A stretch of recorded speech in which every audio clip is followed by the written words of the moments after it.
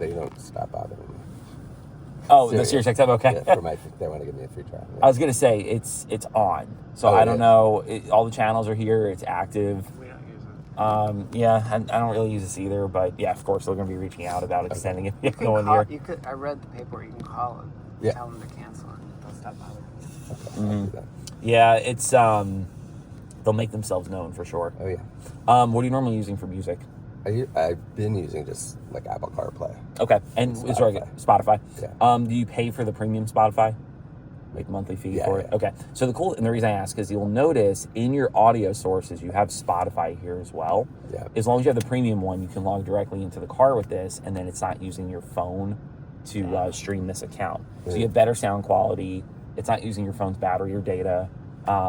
And it's going to work with the car's built-in voice command, so you can tell it to play like any artist, any song. Oh, okay. So if you don't mind, I'll have you just scan this QR code with your camera. Yeah, and then you need to teach us also about the voice stuff when we get there. Let me jump back in there. Yeah, and the voice command, that honestly, we'll definitely talk about that because there should be a link that pops up.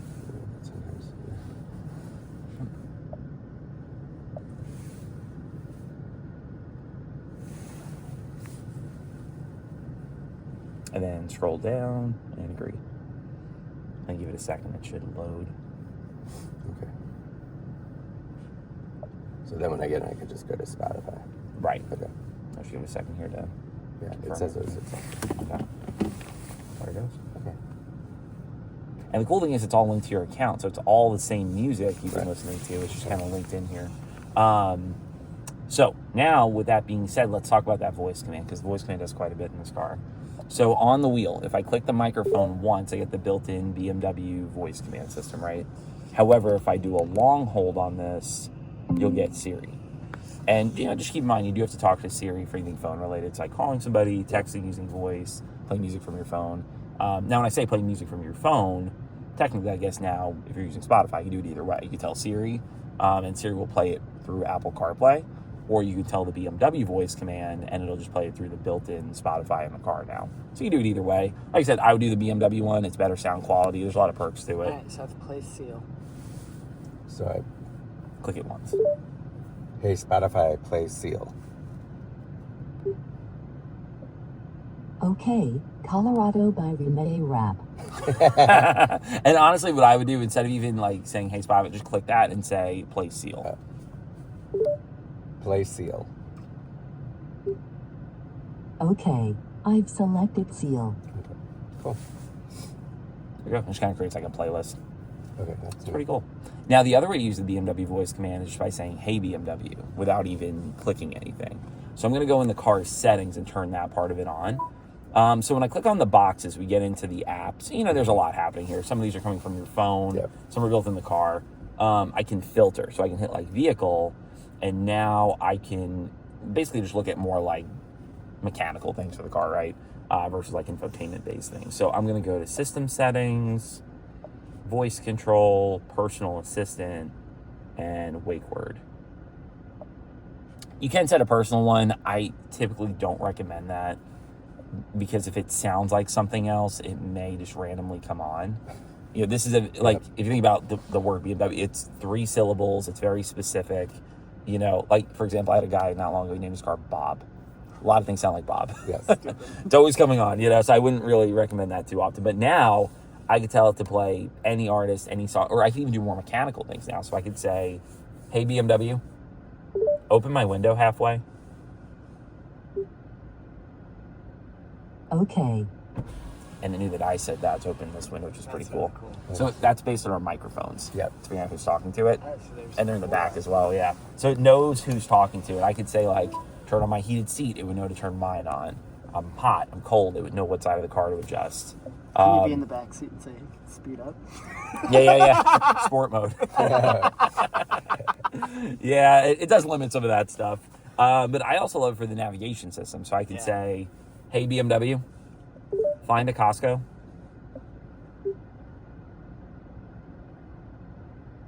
I have found multiple results for Costco. Which one should I select? Number 1.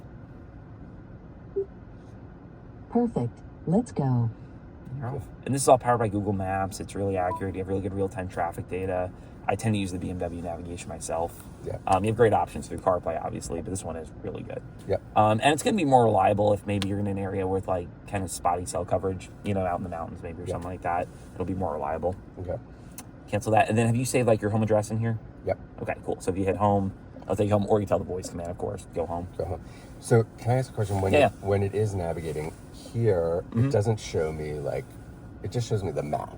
Is it possible that it also shows me like like the next few turns coming up? Yeah. I see that it'll do it in the heads-up display, which I find distracting actually. Sure. When the map and everything's there. Okay. But can it also do it here? In a way. So what I can do on the home screen, so if I'm on the map, it's just a map, right? But on your home screen, you can modify what these widgets are. So I can swipe up and down. This one will give your next few turns coming up. Okay. So if I go in here and say we just go home, and then I go back to my home screen, it's a little weird right now because you're making a bunch of little turns to get to the road. But this is essentially what that will be here. So you can do something like that. Okay. And then you can customize these widgets. So what I can do is I can hit add widget, and I can do something like be destination. No, I may not be able to split that. Because some of them I can basically make like this, right? I can do like for example on my car, I have like a custom one where I have like the media and the weather. Yeah. Because out of the box, you're not going to find that combination here, right? So like I did something like that. So I was thinking I could put one here, but not so much. And you will notice too, some of these boxes have notches at the bottom showing me I can go left and right. Yeah. Just depends what it is. Okay. And then this part of the screen, I can pull over from the right and I can change what this is. Oh. So the map, of course, my modes, it's a wallpaper reflective of what drive mode you're in. Live vehicle, will show you if the doors are open, lights are on, things like that. Media. So you put like the media here and have like a map here. Yeah, that makes sense. So you can kind of customize. Okay. Can you save it like that? Like this? Yeah. Oh yeah, it'll just remember how I've had it. Yeah, for sure. Now, do you want to leave it on like the map over here? Or do you want to have like your next few turns coming up? Oh, I would prefer I like the turns. So that I know. Yeah, for sure. Yeah. And then also keep in mind the other way you can utilize this is on that screen, right? So if I hit the little settings button here at my content, so one of these options is going to be your next few turns coming up as well. Oh yeah. So you can put it there too. Okay. And it'll just, now that we did that, it'll remember that. It'll remember that. Great. That makes sense. Have the turns right in front In front of you, right. Yeah. Have the media on the right. And the other thing, have you noticed when you're using the navigation system, the augmented reality camera coming up? Like when you're getting near a turn? Sort of. Sometimes, yeah. Yeah, it depends on the situation, but basically what the car can do is if you're getting near a turn, you may see a camera image come up and it'll sort of like overlay where you need to go. Yeah. Like an exit or something. I think we like saw that like the first time we drove it and we were like, what's going on? And then you could also put that there all the time. That's one of your content options, right? So if I go to AR for augmented reality camera, you can leave it there. Yeah. And really the benefit of the AR camera, navigation prompts, like you just said, the other benefit is with the cruise control. Oh yeah, let's So keep it like that. It'll kind of like show you what it's seeing almost. So this will only come up, if I was navigating somewhere, would that always be there now, the augmented reality camera? Well, so you can leave it there permanently if you leave it on the AR view. Yeah.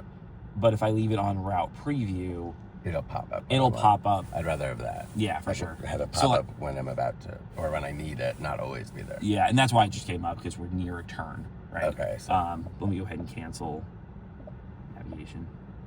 Now we're back to just a compass. Yeah. So that's what it'll look like if you're not navigating now. You'll see a compass there. Yeah. When you start navigation, you'll see your next few turns come up. So are you good with leaving this here too? Yeah. Okay, cool. And then the last option you could put here is the weather. The graphics look good. Yeah. Cool. How has everything been with the climate control? We I think haven't adjusted it. we haven't really had trouble. Yeah, I mean, it's pretty straightforward. And if you guys had a Tesla, I mean, it's a very kind of similar experience, leave it in auto and then just keep it simple, bump this up or down if you're hot or cold, Yeah. figures out what to do. And you'll notice the heated seat and heated wheel will come on automatically if it's really cold out, but of course you can manually turn these on. And then you can also tell it to turn on through the voice command. And to sync it, Okay, right here. So, oh, sorry. Okay. so I think sync and max AC are probably the only two reasons you'd realistically go in this here. menu. Yeah, but other than that, and when it is synced, it doesn't lock anybody out. I can just start adjusting this. Sync turns off. Yep. Doesn't limit anybody. Okay. Now, going back to the navigation system, do you plan on taking this on any longer trips? Potentially. Okay, so let's take a look at what that's going to look like with charging. It's going to be a similar experience to the Tesla, but I can say, hey, BMW, take me to Charlotte, North Carolina.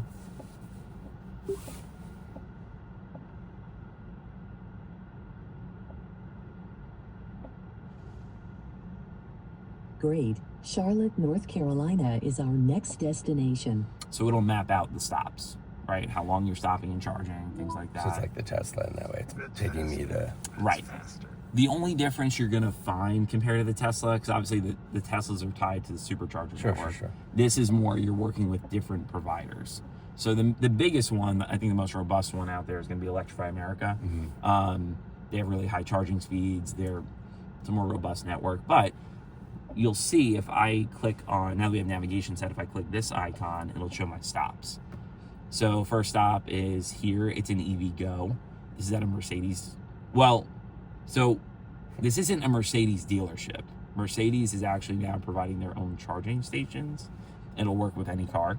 But this is, I believe, actually, I just know this because one of our coworkers stopped here. This is at a Buc-ee's. Oh, that's fun. And then this last one, charging operator. Point is, they're not necessarily the same providers. Now, you will find in your My BMW app, you can link certain brands of charging networks to your app. So then it supports plug and charge. So BMW is growing that network. But the idea, if it's something in there, like for example, if you have an Electrify American account, you can link that to your My BMW account. And then when you get to the station, just plug the car in and you don't have to do anything. It just talks to the car. It knows so you have an account to charge me. Right. Okay. Otherwise, I have to have accounts at each place. Yeah, and it depends on the station. Some of them may have you download an app. A lot of them you just tap a credit card to it. It's kind of a case-by-case situation. Depends on the network. But the real goal is to have everything, eventually on that plug and charge platform. And that way you're just plugging in and it's going to start charging, like a supercharger. Yeah, so in the My BMW app. Mm-hmm. So when you get in the app, if you're on the main page, Yeah. if you scroll down, you'll see charging. It's like a blue box. Yeah. Click where it says charging at the top. And then if you just tilt it towards me a little bit, scroll down and you'll see, like right now, it's just these: Charge Forward, Electrify America, and Shell Recharge. But the goal is to have more, as they, like for example, this will work probably the end of this year. We'll have the adapter for superchargers. Yep. And then you'll see Tesla superchargers populate in there, and you can link your Tesla account to that. So do I, with these, I have to create an account with each of these companies? Yes. So that it knows to charge. Okay. Right. You'll kind of create the account. You'll put your credit card in there, stuff like that. So that way when it, you get to that point, it just knows what to do. Okay. But, the BMW navigation, it's going to be really nice in a case like this. And the car knows now. You'll see to the right of your range estimate, there's a little road with a destination. That's telling you, hey, I know based on, elevation changes and how fast you're going to be driving, this range should be accurate based on the road conditions. Right. So it's like the Tesla. It's not going to let me.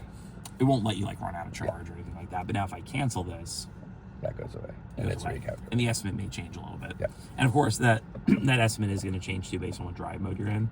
Yeah. So if I'm in efficient, it went up a little bit. Mm-hmm. Yeah. And I mean, I will say too, you may have found already that the range estimate is really accurate. It's based on how you've been driving. Okay. So with the Teslas, they typically, anytime you charge them, they reset sort of to what the EPA says you can get with the car. This is based on how you've been driving. Okay. So it should be more accurate. Mm-hmm. And I find I have an iX and I feel like it is pretty accurate. I don't really run into a situation it dropped dramatically from what it says I could initially get.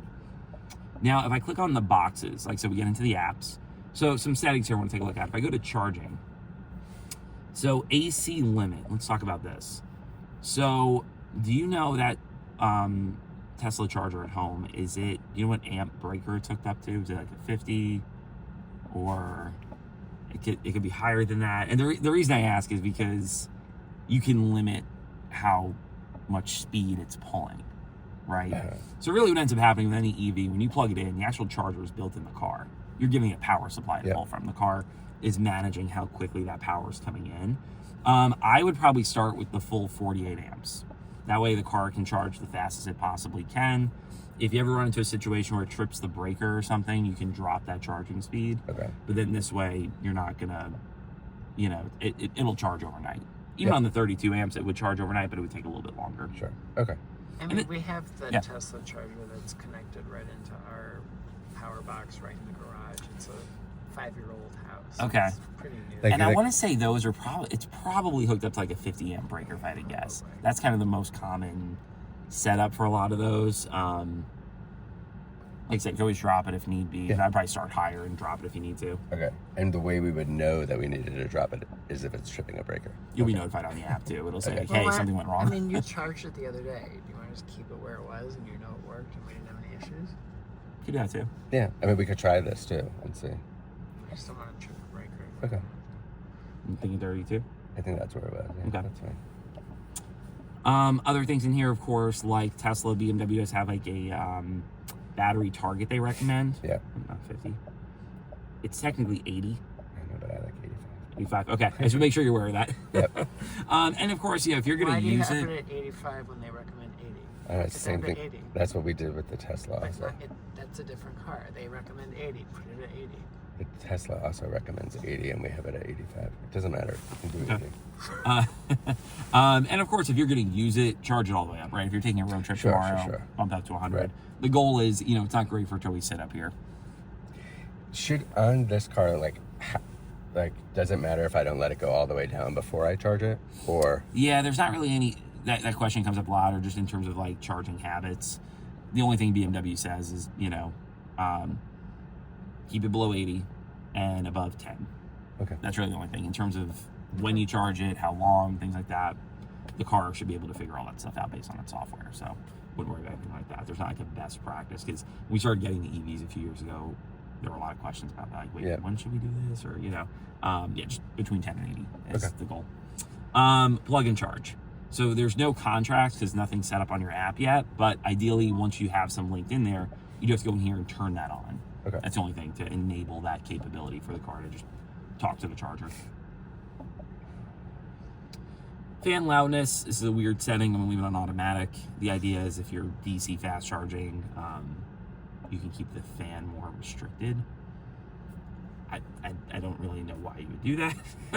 I'm going to leave it on automatic. The car will just figure out. Because on a really hot day, the fan, the car's cooling system is really going to be working kind of overtime. Keep the battery cool while you're charging and stuff like that. So I'm just leave it on automatic. Battery preconditioning, you may just use this if you're going to a fast charger in the middle of winter, and you want to warm the battery pack up, so when you plug it in, it will charge the fastest it possibly can. Mm-hmm. But if you're navigating to a fast charger, it will know to do that automatically. So on a trip, it'll kind of just figure that stuff out by itself. And then a departure plan, you can set this up here, or I recommend just doing it on the My BMW app. It's a better interface. But on the app, basically, you can set like a schedule for the week. You said you work from home, so you're probably not doing this too often. But if you go do something, Monday, Wednesday, and Friday, right? You can tell the car, hey, at 8 a.m. Monday, Wednesday, and Friday, go ahead and have the car preconditioned, have the cabin warmed up, ready to go. That way you don't have to think about it. So you can do something like that. And when you also have your departure plan scheduled, it's preconditioning the battery. So when you do leave, it's, going to be more efficient. Okay. Other apps, so you said you want to leave the head-up display off? No, can you control what's in the head-up display? To a certain extent, yeah. I can we have them different for his profile and my profile? Oh, yeah, for sure. It'll remember kind of if you had it on or off, or what content you see, things like that. So in here now, the only thing I can really change is where your infotainment displays. So this won't necessarily affect navigation. Navigation will always show up there. Okay. But like right now it's on instrument clusters. What that means, if I start scrolling here, it's going to scroll through your media here, right? Because I could also go in there and select head-up display. Then when you start scrolling, it'll show up on the head-up display. Okay. But if you're trying to keep it minimal, I would leave it obviously on this option. That's really the only thing I can modify in terms of content. Of course, I can raise it, lower it, rotate it, brightness level, things like that. That's really the only thing I can kind of change there. With that being said, are you okay leaving it on? Yeah. Okay. I like it for the speed limit. Yeah, it is nice to have, yeah. Okay. And then some other things in here, doors and windows. Are you okay leaving these on? The unlock when approaching, lock when walking away. Yep. Just factoring now that your phone is a key. So if you walk by the car with your phone, it'll unlock and lock. That's fine. One thing I have customers do, what I end up doing is I have this turned off, unlock when approaching, because if you grab a door handle with your phone or a key, it's still going to unlock. Oh, okay. That's good, because then, like, we've noticed when we get into the garage, even if we're going to the Tesla, this is locking, unlocking, locking. So that'll stop that. That'll stop that, because then it's never like. But as long as we have our phone with us, and like it can just. Do we need to touch the phone to the car, or we just grab the handle? Okay. So as long as it'll operate like a key fob. Okay. Our older cars, yes, that was the case. If you only had your phone. Because I remember seeing people like put their phones to the car. Yeah, that was definitely. So with this car, you have digital key plus. That was like the older one was digital key. So like we definitely did have a version where you had to like tap it and do things like that. This one will operate just like a key fob. Okay. Yeah, that way, like I said, it's not going to freak out every time you walk by it. And then when you grab the handle, it'll just unlock as long as the key is with you or your phone. Yep. And you have the lock when walking away on. Okay. Yeah, if you're okay with that one. But that way, I mean, that won't be Then an we don't issue. have to think about it. Yeah. And then with the key, so we talked about, so when they talk about digital key, of course, the digital keys are here. The card is also a digital key. I'm going to deactivate that because it is active somewhere out there. Yeah. And then, of course, when you get a new one, it'll just, it's ordered based on the VIN number. So when the key comes in, it'll know it's for this car. And the way you activate that, it's pretty easy. All you do is put it on the wireless charging pad, and a thing pops up saying you want to activate this. You hit activate. The card, though, will operate like the original digital key. So the card, you're touching that to the door handle to lock and unlock, and you're placing it on the charging pad to start the car. If you didn't have your phone or the key. Like the Tesla, right, with the cards. Yep. Same concept. Okay. Tailgate, nothing really exciting. You do have the kick open and kick to close. Yep. I just tell people, practice at home with that before you do it in public. Could be a little embarrassing. Lane departure warning. So at the moment, the car is correctively steering you back in the lane. Are you okay with leaving that on? Okay. Because you always turn steering intervention off and it would just vibrate. And then, of course, forward collision mitigation. It'll apply the brakes, blind spot detection. I leave a lot of this stuff on. Exit warnings if you're parked inside a street, you're opening your door. It won't let that get taken off. Fatigue alert. It'll recommend you stop and take breaks on a long trip. Warnings for speed limits. So a lot of this here has to do with the cruise control. So with cruise, it's all the buttons on the left side of the steering wheel, of course. Yeah. The button on the left will turn it on and set it at your current speed with one click. Nice. Right? So if you're on the highway, you're doing 80 miles an hour, click that, it'll turn on and set it at 80. However, if you hit the set button, that will set you to the current speed limit. Unless you tell it otherwise here. So what I could do, you can basically tell the set button to always go like Don't do 5 over. Yeah, and honestly, a lot of people don't even use the set button. Yeah. But you could get in here and like kind of customize what it does. So it's like the Tesla, where when you put it on auto drive, it we have it set to go a percentage higher than the speed limit. Oh yes, similar concept, right? Now I will say though, on this car though, the only difference is going to be that kind of idea is only going to take effect if you hit set. Sure. The button on the left will turn be it current on. speed. Okay. Have you used the cruise yet? No. Okay. Similar to autopilot on the Tesla. So get on the highway, click the button on the left, it'll turn everything on and set it with one click. Of course, it's keeping you centered in the lane, it's keeping up with traffic. And you take your hand off the wheel? Yes. Really? So that's kind of the neat thing here. The new kind of, this has some cool stuff. So what you can do, now that part of it will only work on a limited access road, basically a highway, something with exits. There can't be any red lights, stop signs, stuff like that. So what you're looking for when all that stuff is on and say you're on the highway, you'll see a message pop up on the screen saying Assist Plus ready. When you see that, you can take your hands off the wheel.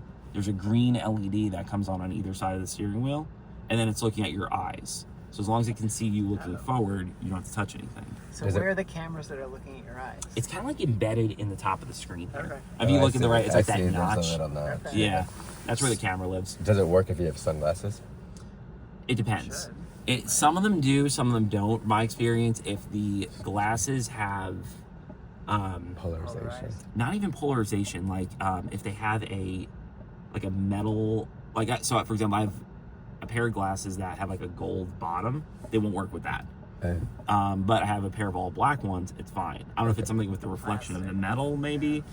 I don't know, but it'll tell you. It'll say can't see eyes due to eyewear. Okay. It'll give you that message if it can't detect it. So it's pretty cool. So Take your glasses off. Yeah. So when Tint the windows open. so just to make sure I'm following, Yeah. if I'm on the highway, I hit this button. It'll set to the current speed. If I'm on a highway and it'll automatically turn on the auto drive, essentially. Yes, what you're looking for that portion of it, though, is the message that'll say assist plus ready. Comes on. So you can only engage that when you see that message. When you see that, you taking your hands off the wheel will start that. And then it'll make sure I'm not going to hit anyone else, keep me in lane, and it'll steer. Will it detect a shredded tire in the road?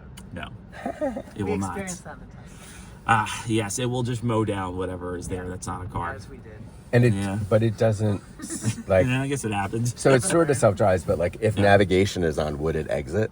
In a way. So what it does, if you have the built-in navigation set as well, it will recommend lane changes is what it's going to do. So it'll see, you're in the right lane and this guy in front of you is going slow. It'll recommend you merge to the left. The way you confirm that you want to merge is you look to your left. So you look at that mirror. Yep. The car will see your eyes looking that way and make the lane change. Yeah, so that part of it's only going to work if you have everything on and you have the built-in navigation set, because then it knows where it's going. Do I have that all set on? Oh yeah, it's all on. It's just that if you have to be using like this navigation versus like anything from CarPlay, because that's not going to talk to the car. Just be aware of that. Okay. Can you say, hey BMW, I want to go to Costco, and you're on the highway, it'll work? Yeah, pretty much. Okay. I mean, and you have the cruise on until you want to go to Costco, and But once you get off the highway, it won't. Then you're gonna have to take back control of it. Right. You'll always have the capability of lane centering and adaptive cruise control in any condition, but your hands have to be on the steering wheel for that if it's not on that type of road. So then what is mode for? Mode will turn a lot of the assisted driving things that we just talked about off and switch it to just like a basic adaptive cruise control. Because like sometimes there's customers who are like, I just want adaptive cruise. I don't really want it to like change lanes and do all this other stuff. You can hit mode and switch to, you'll see an option when you have it set. Mode will toggle between these two options, either assisted driving, which is kind of everything, or distance control. And if it comes up here, I just use these to control left and right and select. This is more like media and infotainment. Anything cruise will always be that button. Every time you hit mode, you'll see it jump between the two. Yeah. But like then when you stop and shut off, it defaults back to the full driving. It remembers where you had it. So if you always had it on just distance control, it'll always go back to that when you turn it back on. Can I? Yeah, you kind of see it now. So keep clicking mode. It's grayed out, but those are the two different modes. So the one on which is which? The one on the right is the assisted driving, and when you're using it, it'll give you more like verbiage. Okay. Okay. Yeah. But the one on the right is the full kind of self-driving stuff. It works well. It takes a little trust, but I mean, having had a Tesla with autopilot, it's not totally foreign. Yeah. Any particular color for ambient lighting? We already played with this. Oh, nice. Right here. For now. You can change it for, I've had people change for seasons, holidays. And it's, of course, profile specific. So remember who had what. And you change it with voice. Sorry, if we go back to that. What are these? So background lighting is anything that's indirect. So where it like glows down on your feet at night, down the door bends, things like that. Accent lighting is anything that's a direct facing kind of LED. So you can have like the background lighting brighter and have this more muted. So you can kind of get creative with that. Okay. Let's see. Keys we talked about. A couple of other things in here, like in your system settings. So want to make sure clock is on automatic. Great. So for daylight savings, it'll change by itself. We activated your personal assistant here. I am also going to turn on Siri. So that way it will allow basically the car to listen through the microphones for like, hey Siri, if you have that turned on your phone. Okay. And then, go ahead. Like, so now when we set up Mark's profile, he has to go through and set all this up, or is this universal? This will be something, it should be on by default. Did it prompt you for Siri, like when you connected initially? No, okay. But I've used Siri, and it's like this whole thing has lit up as though it was Siri. And maybe that was because CarPlay. Well, and I will say too, so if I turn this off, You could still always use Siri by doing a long hold on the microphone, or Hey Siri would still work, but it's only listening through the microphone on your phone. Okay. This enables it to listen through the speaker, the microphone. So if the phone's in your pocket, it'll still be a consistent kind of experience. The other big thing here is data privacy. So I want to make sure everything is turned on here. This allows the car to fully communicate with the app. So there's no firewall issues, right? Otherwise, you go to do something on the app and it'd say, hey, go in here first and kind of accept everything. Okay. Also, you have gesture control. Yes, that was a question I had. So that'll do a few things. So I can do things like raise and lower the volume. And then where do we need, is it just right here we do it? Yeah, ideally, so the camera's actually up here looking down. So ideally, the way they design it is with the idea that you can rest your elbow here and it's kind of like naturally where your hand falls. Okay. So right about here is kind of the sweet spot. So raise and lower the volume. I can skip songs or stations like that. And I can go back like that. And then the other one you can do has to do with your camera. So if I turn on your camera system, and I'm sure you notice this comes on automatically when you get near something, put the car in reverse. Yeah. But I can hit more on the left and click 3D view. And now I can use gesture to pinch and turn around the car like that. And that can be useful if you park close to a curb, you don't want to scrape up the wheels, give you a better sense of your surroundings. How do you know that we do that? It happens. You have the wheel and tire coverage, you know. And this can be useful, you know, in any of those situations. Then you can also access this remotely on the My BMW app. So you want to check in on the car or whatever. There'll be an option on there called Remote 3D View. That's what this is. So that was this button? The camera. The camera. Mm-hmm. So the camera, and like I said, this will generally come on automatically. Yeah. And that was under More and 3D View. And then I also have Car Wash View. So the idea is as I turn the wheel, it helps guide yourself onto the tracks. It's not a car wash mode. Right. It's just a camera view. So you still want to make sure like your rain sensing wipers are turned off. And that's just another, right? Down. Oh, down. Yes. So kind of what you're looking at for that, the list here are showing the different notches, right? So 1X is just a single swipe, and then one click up is auto. Yep. And then you have a low and a high above that, which is manual speeds. The other thing in here, you have camera cleaning. I'm not going to do it now, but it would clean the front and rear cameras with washer fluid. So in the winter, if there's like salt on it or whatever, you can kind of clean it off. This button. So you may notice around the car, there's a few buttons like this. They're buttons that are shortcuts to something on the screen. So you see an icon with 3 lines. It's a shortcut, right? So this one is good for things like turning on and off lane departure warning, turning on and off iconic sounds, which are like the sound effects the car makes when you're accelerating and stuff like that. And of course, charging. Drive off support is only if the car is stuck, you know, and you need a little bit of wheel spin to get moving. We got stuck the first time we had a car going to an estate sale in the mud in Belmead. Yeah. That would have been perfect for that. In this car? Yeah. Oh, okay. How did you get out of it? Did you just kind of... Did the guy push us? No, we just backed up. Accelerate. We backed up a little and then... So if that happens again, that's what you want to use. Drive off support. In a misty day. Yeah, I would use the example mud, snow, you know, if you're stuck, right? Because generally speaking, the car's traction control is always there to prevent the wheels from spinning. Okay. That would allow it to spin just enough to get that momentum going. It's kind of the idea with that. So, but again, it's under this button right there. Other shortcut buttons like that, you're going to find one up here for interior lighting. And this is kind of where you went to adjust like ambient lighting and stuff like that. But again, another shortcut. You're also going to find another one for your exterior lighting. And it's kind of in that panel to the left of, so that one right there. Go ahead and click that. That pulls this menu up. And the main thing here to know, this is where I can turn on and off my automatic high beams. I like leaving them on. That's where you can disable them. Yep. And this is where I can enable my parking lights. So if you're parked somewhere at night, you don't want to blind people with your headlights, but you want to be seen, so like backs into you or something like that. That would illuminate like the 4 corner lamps, right? And then you have the left and right ones, which are just left parking lights or right parking lights. Does the car auto park? It does, yes. You guys want to try that while you're here too? Yeah, sure. Okay. I want to get there. For parallel parking. Yes, it'll parallel park and back in and pull in forward. Oh, I love that. Yes. I want to learn about that. Now, will it work with our garage? Will it figure out that there's a spot inside the garage? It's more for public parking. However, that's one of my favorite things about the Tesla. Actually, is the parking. Automatic parking. Yeah. It is neat. Now, I will say there's something you can add to the car called Parking Assistance Plus or Professional. whatever they call it. But either way, it's another level of parking capability, and it would add what they call pathway parking. So what that would do is, say when you get home, you would get to the beginning of your driveway, turn on the cameras, and you would see another line item here that would say record new path. Click that and create a path into your garage, whatever that is, backing in, whatever you want to do. Yeah. And then it saves that. Because we have to do... Kind of a multi-point deal. Yeah. It's like a W turn. I see. That would actually be perfect for that. Yeah. If you want to add that, I'll show you where to do it. You do it on the My BMW app. If you don't mind opening that up, I'll show you where to find it. Probably costs a fortune.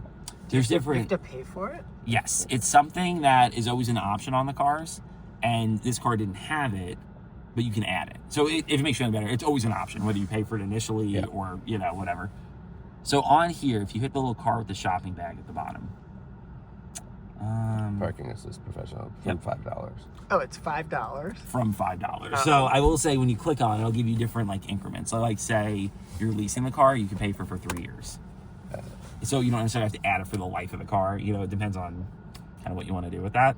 But that's kind of where you would add it.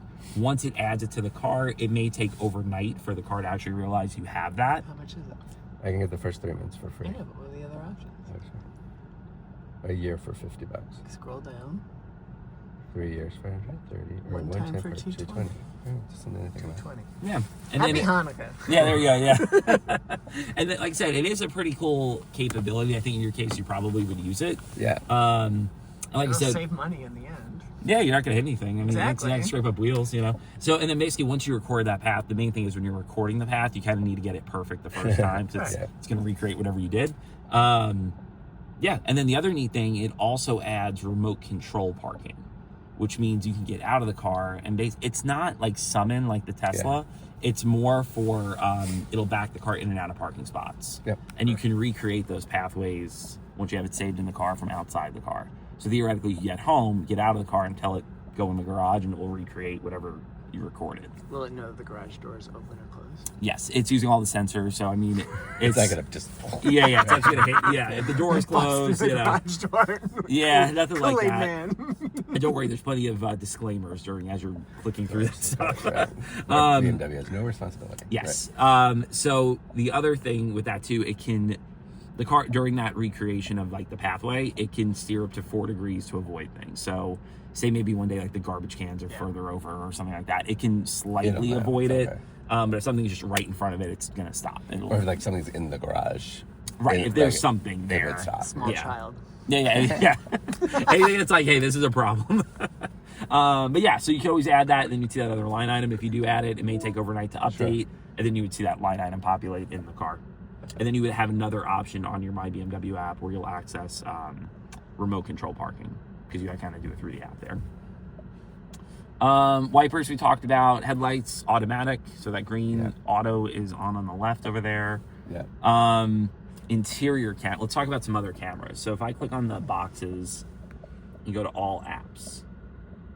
So I have drive recorder and interior camera. So drive recorder. The idea with this, Tesla has, what do they call it on the Tesla? It's Surveillance mode or something? Yeah. Basically, if it's like a ring camera for the car.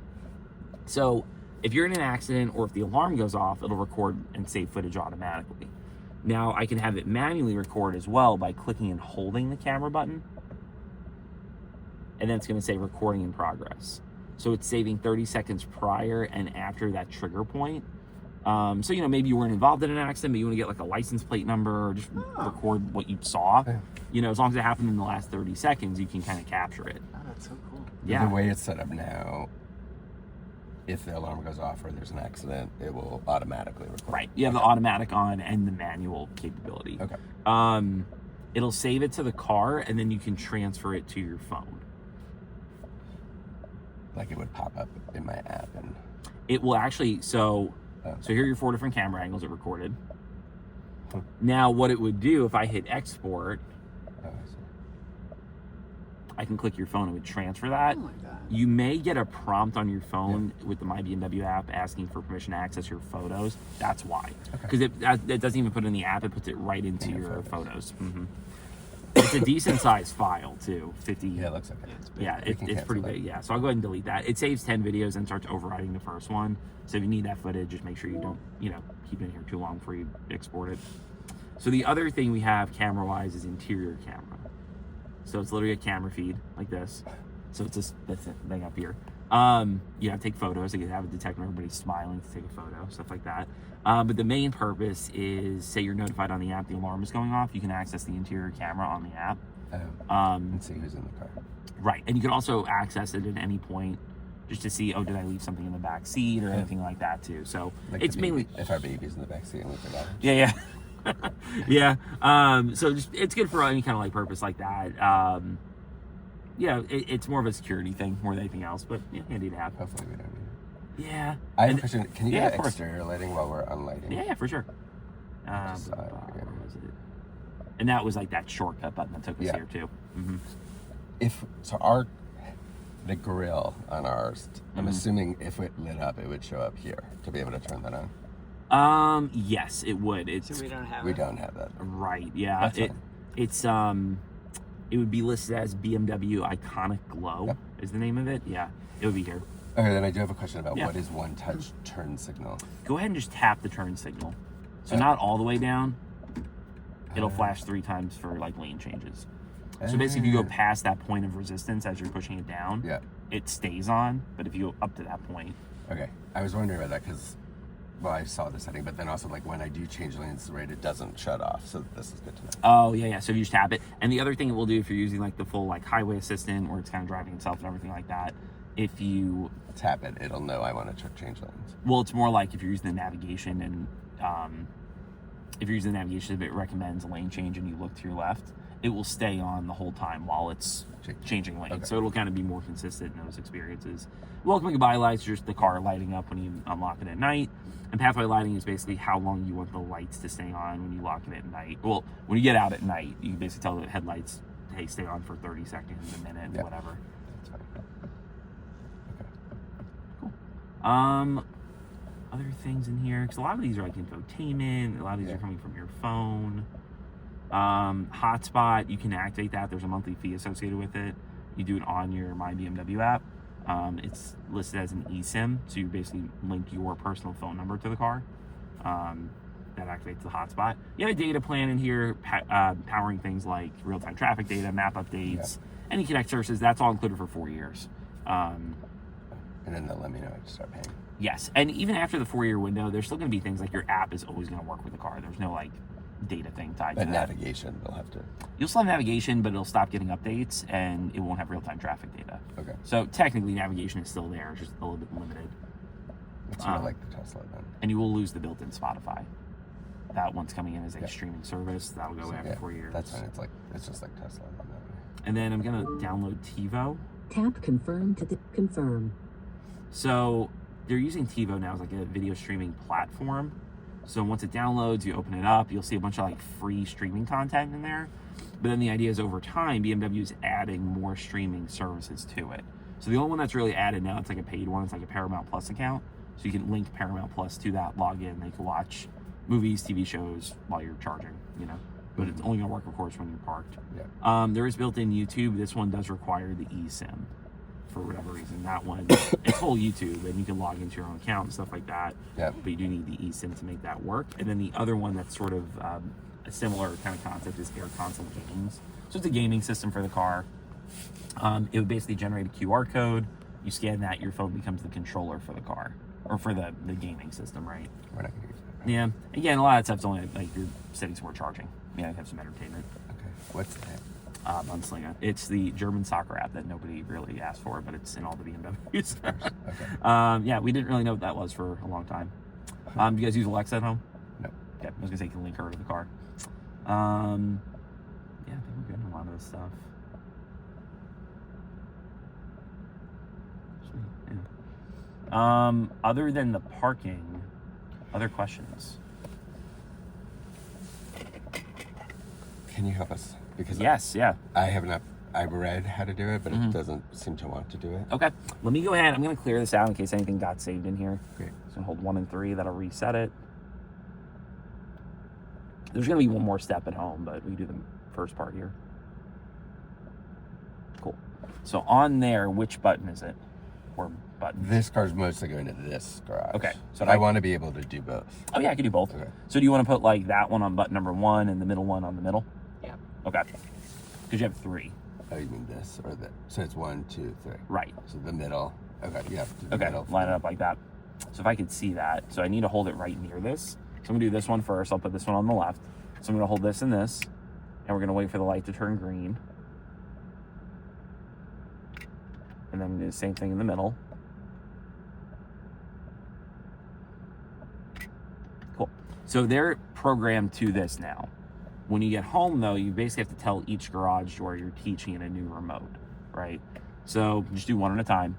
So with the first one, for example, it can happen one of 2 ways. There's an easy way and a less easy way. Pull up right outside the garage, hit this once, wait a couple of seconds, and hit it again. If the door opens, that's it. If it doesn't, then you have to go hit the learn button in the garage, which is probably on the little motor on the ceiling. Normally, they're all a little bit different, but you have that somewhere, and then come back and hit this. Yeah. It's not. I have to find where that is because Okay. I went up and I looked because I thought of that. Okay, yeah. I didn't see any buttons up Sometimes it's under like the light cover. Yeah, It's so yeah. there. I might have to open it up. I didn't open it up. Yeah, a lot of them too. Like if there's like a plastic piece on the end where like the light is, if you pull that off, there's a light bulb, and it's kind of like Right there. Okay. Some of them too. I know my garage. I didn't know this for a long time, but the button on the wall, it's That's like it. a big plastic button. Yeah. It folds up. Yep. Ours And there's does that. there's a So learn maybe button it's there. It may be there. So then I would hit the learn button and this, or learn button.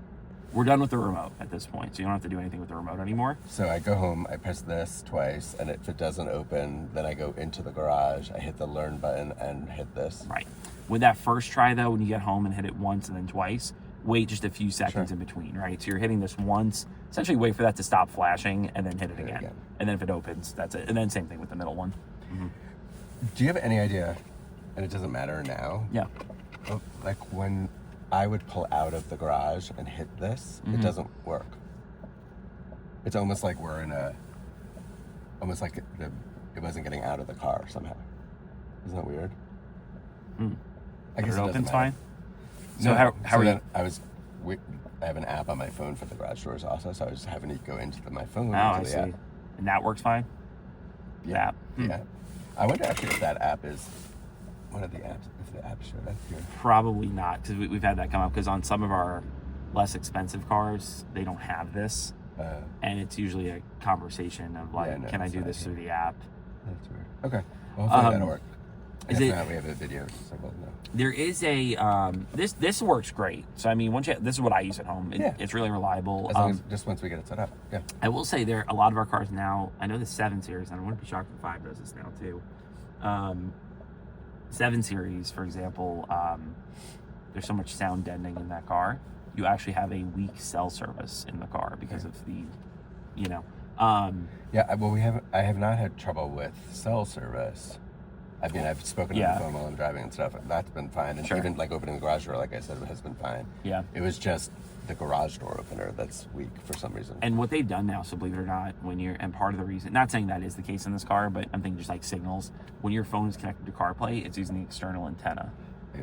So it is bypassing any sound deadening material in the car to basically have a good reception. What I might try now granted, once this is set up, this won't even be a factor, but just out of curiosity, when you do this, try holding it roughly here and doing it. Oh yeah. This area doesn't have any infrared material in it, so this is where ideally you're putting like an easy pass or something like that, because the windshield has a lot of lamination and an infrared layer that blocks a lot of signals as well. But right in this area, it shouldn't. Okay. Hopefully it'll be fine. Yeah. Can you talk to us about Yeah. these things on the back of the seats? Oh yeah.